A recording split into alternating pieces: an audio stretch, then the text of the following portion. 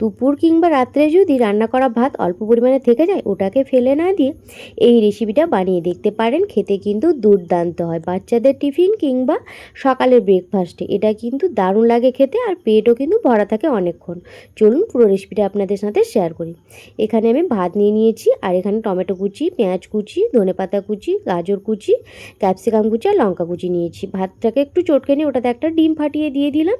এরপরে একে একে ক্যাপসিকাম কুচি, গাজর কুচি, কাঁচা লঙ্কা কুচি, টমেটো কুচি, ধনেপাতা কুচি আর পেঁয়াজ কুচি সমস্ত কিছু দিয়ে এখানে অল্প পরিমাণে দিয়ে দিলাম লবণ, একটু গোলমরিচ গুঁড়ো দিয়ে দিলাম, একটু টমেটো সস দিয়ে দিলাম। এবার সমস্ত কিছুকে দিয়ে এটাকে কিন্তু ভালো করে ফেটিয়ে নেব। এই যে ভালো করে ব্যাটারটা বানিয়ে নিয়েছি।